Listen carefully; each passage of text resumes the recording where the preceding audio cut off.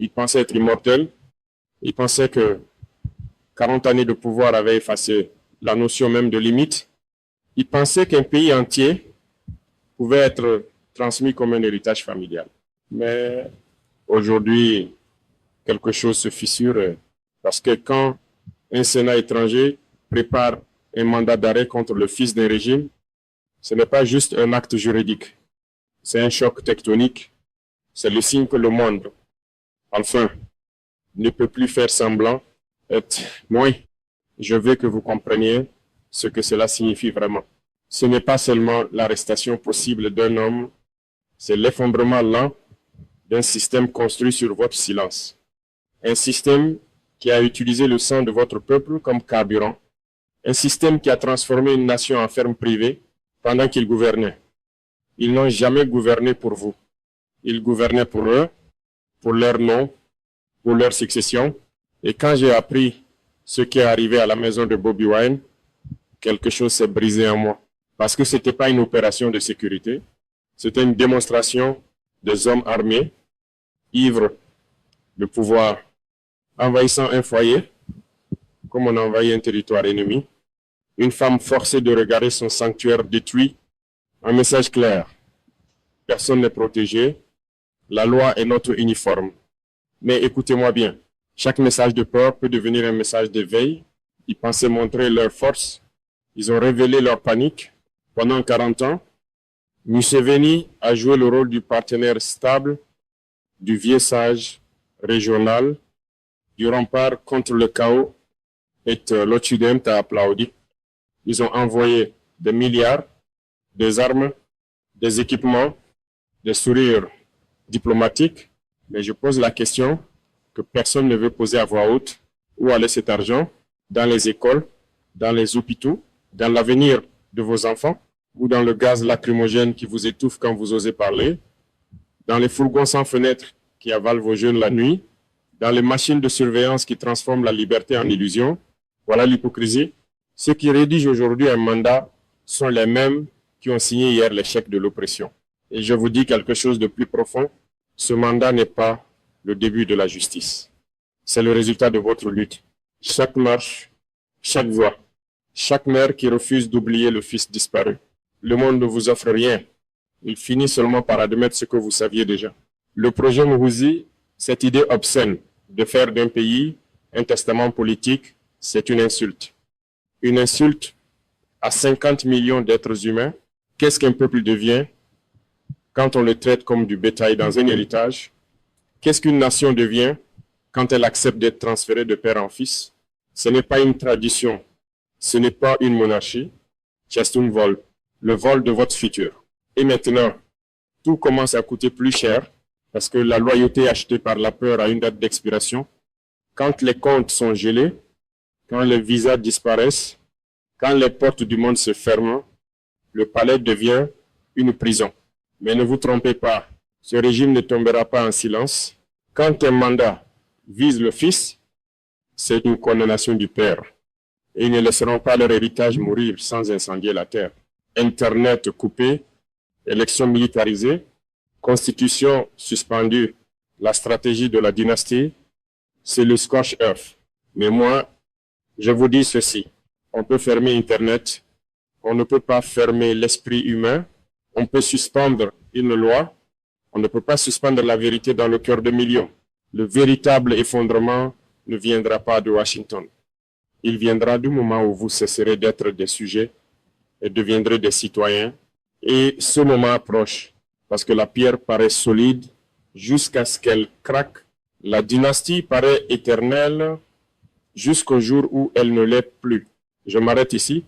Alors écoutez maintenant, parce que la vraie bataille ne commence pas avec un mandat. Elle commence avec ce que le régime fait juste après. Ils comprennent parfaitement ce que cela signifie. Ils comprennent que ce n'est pas seulement un papier, c'est une fissure dans le mythe de leur intouchabilité. Et quand un tyran sent le sol bouger sous ses pieds, il ne devient pas rationnel. Il devient dangereux. Le mandat n'est pas une fin, c'est un déclencheur. Un signal qui dit à la dynastie, le monde vous regarde. Et c'est exactement là que la violence devient stratégie, parce que ces hommes ne savent pas perdre Ils ne savent pas se retirer. Ils ne savent que serrer la gorge plus fort. Ce que vous avez vu chez Bobby Wine, ce n'était pas un accident, c'était un avant-goût. Le régime voulait prouver une chose: si eux tombent, ils entraîneront tout le pays dans la chute. C'est ça la logique du Scorched Earth. Si je ne peux pas posséder la nation, il y a la brûler. Et je veux que vous ressentiez la profondeur de cette terreur. Ce n'est pas seulement une oppression politique, c'est une prise d'otage collective. Ils transforment l'armée en garde privée, ils transforment la police en gang en uniforme. Ils transforment la Constitution en papier décoratif, et tout cela pour une seule obsession, l'héritage. Le projet Mouhouzi n'est pas un plan électoral. C'est une succession dynastique maquillée en démocratie. Ils ne veulent pas gagner par les votes. Ils veulent gagner par le destin imposé. Et c'est là que je dis le vrai crime. Ce n'est pas seulement la violence. Le vrai crime, c'est l'idée qu'un peuple puisse être transmis comme une propriété. Pendant des décennies, ils ont cultivé cette illusion. Nous sommes l'État, mais l'État n'est pas une famille. L'armée n'est pas un héritage. La nation n'est pas une ferme. Et maintenant que les sanctions approchent, regardez ce qui arrive. Les comptes à l'étranger deviennent des chaînes. Les villas deviennent des pièges.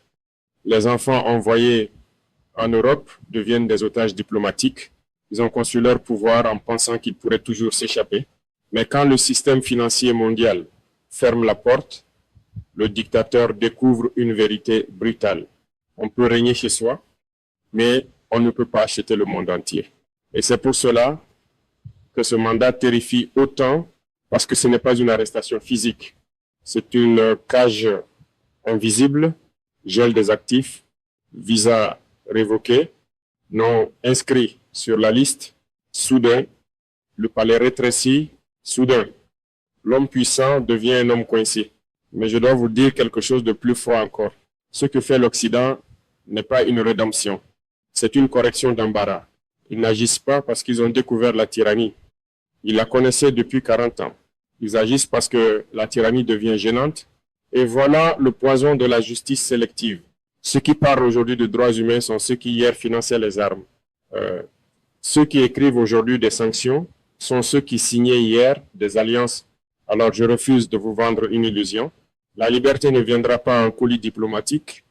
Elle ne viendra pas comme un cadeau de Washington ou Bruxelles.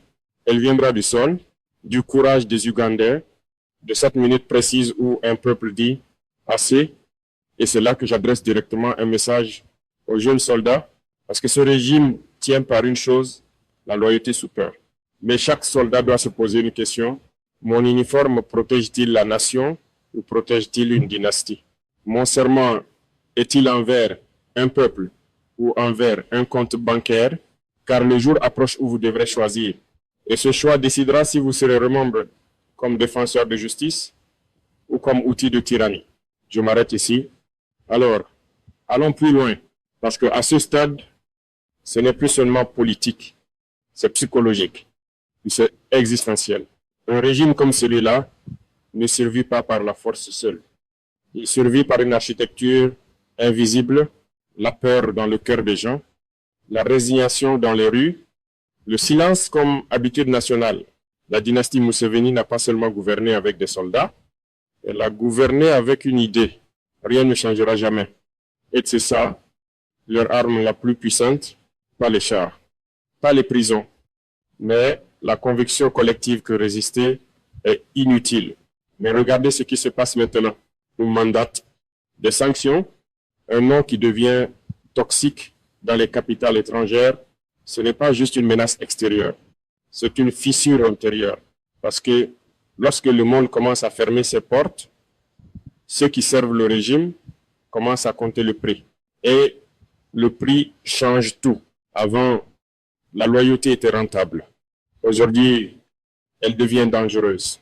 Avant, servir. La dynastie donnait accès au monde. Aujourd'hui, cela peut vous en bannir. Et c'est dans ce moment précis que l'État commence à se décomposer. Pas en haut, en dessous, dans les casernes, dans les bureaux, dans les murmures, les commandants voient l'avenir. Ils comprennent que protéger le fils c'est mourir avec le père. Alors, ils deviennent nerveux, ils deviennent paranoïaques, ils purgent, ils menacent, ils resserrent la corde, et chaque purge accélère la chute. Parce que un régime qui purge est un régime qui a peur. Et quand un régime a peur, il frappe plus fort. C'est pour cela que je vous le dis sans romantisme, les mois qui viennent seront sombres, ils militariseront les élections, ils couperont Internet, ils suspendront les lois, parce qu'ils savent une chose, ils ont perdu les cœurs. Alors ils essayent maintenant de posséder les corps, mais le peuple n'est jamais une propriété éternelle. Et c'est ici que je reviens à Barbi Kiagoulani, parce que son témoignage n'était pas une anecdote. C'était une fracture morale quand des soldats ivres envahissent une maison, détruisent le sanctuaire d'une mère, humilient une famille. Ce n'est pas seulement une violence politique, c'est un régime qui révèle son âme, et l'âme qu'il révèle est simple. Aucune limite, aucune décence, aucune légitimité. Et moi, je vous dis, quand un gouvernement envoie des hommes saouls terroriser une femme dans sa propre maison, ce gouvernement est déjà mort dans l'ordre moral. Il ne reste que la coquille. Et cette coquille se brise tôt ou tard, mais voilà le piège. Beaucoup attendent que l'Occident termine le travail, qu'un mandat suffise, qu'une sanction fasse tomber la dynastie. Les sanctions blessent, mais elles ne libèrent pas. Elles ferment des comptes, mais elles n'ouvrent pas un avenir. La libération est intérieure. Elle naît quand un peuple cesse de croire à l'invincibilité de ses oppresseurs. Et cette croyance commence à mourir. C'est ça le vrai tremblement, pas un papier signé à Washington, mais un souffle nouveau dans les rues de Kampala. La question n'est plus, le régime tombera-t-il? La question est, que fera-t-il avant de tomber? Et c'est là que l'histoire devient une course entre la panique du palais et le courage du peuple. Alors voici la vérité finale, la vérité que personne dans le palais n'ose regarder en face, au mandat des sanctions, des fissures diplomatiques. Tout cela semble énorme, mais ce n'est pas le cœur. Le cœur, c'est vous, parce qu'aucune dynastie ne tombe seulement parce que le monde extérieur se retourne. Elle tombe quand le peuple intérieur se redresse. Le système Museveni a survécu 40 ans parce qu'il a réussi une chose, vous faire croire que la peur était normale, que l'humiliation était permanente, que la violence était l'ordre naturel, que l'État appartenait à une seule famille. Mais aujourd'hui, cette illusion se délite. Le granit craque. Le fils qui devait hériter devient un symbole de chute. Le projet Mohuzi devient un aveu de désespoir. Parce que quand un régime prépare une succession héréditaire, c'est qu'il n'a plus d'avenir politique. Il ne reste que la transmission comme dernier refuge. Mais un peuple n'est jamais une propriété transmissible. Et je veux que vous compreniez ceci. La justice qui compte ne viendra pas de Washington. Washington, espace un tribunal moral, c'est une puissance stratégique. Ils ont financé hier. Ils sanctionnent aujourd'hui. Ils feront des affaires demain. Ce n'est pas une rédemption. C'est un ajustement. Alors je refuse que vous confondiez cela avec la libération. La libération réelle ne peut pas être importée. Elle doit être récoltée dans la terre africaine, avec le courage africain, avec la sueur africaine, avec l'éveil africain. Ce que ce mandat révèle, c'est simplement ceci. Le monde commence enfin à admettre ce que vous saviez depuis toujours. Que cette dynastie a franchi toutes les lignes humaines, mais la question n'est plus, le fils sera-t-il arrêté? La question est, le peuple se lèvera-t-il? Parce qu'un mandat peut geler un compte, mais seul un peuple peut briser une chaîne. Un mandat peut fermer un visa, mais seul un peuple peut ouvrir l'avenir. Et l'avenir se joue dans un instant précis. Le moment où la peur expire, je parle maintenant directement aux jeunes soldats, aux policiers, aux hommes en uniforme. Votre uniforme n'est pas un bouclier contre l'histoire. Un jour, et ce jour arrive vite, vous devrez choisir, êtes-vous les fils de la nation ou les gardiens d'une dynastie mourante? Car aucune armée ne peut éternellement protéger un mensonge. Et quand la peur se brise, tout s'effondre d'un coup. Les tanks deviennent du métal inutile. Les prisons deviennent des monuments de honte. Les dictateurs deviennent des hommes ordinaires. enfermés dans leur propre panique, la dynastie croyait être immortelle. Elle était seulement prolongée. Et maintenant, la pierre tombe, je regarde l'Ouganda et je vois le potentiel voler. Je vois la jeunesse muselée, je vois les mères endeuillées, je vois les années perdues, mais je vois aussi autre chose. Je vois la résistance comme l'eau, elle érode lentement, elle semble faible, jusqu'au jour où la roche se fracture. La révolution n'arrive pas en un jour, elle arrive quand des millions de petits refus deviennent une seule vague. Et cette vague arrive, la dynastie a cru que le pays était un héritage, mais le matin ne demande pas la permission à la nuit pour se lever. Il vient inévitable. Et quand il viendra, assurez-vous d'être prêt, pas seulement pour la chute, mais pour ce qui vient après.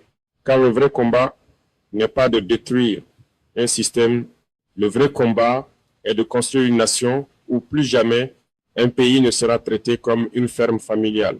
Le feu est allumé et rien ne peut arrêter une idée dont le temps est venu.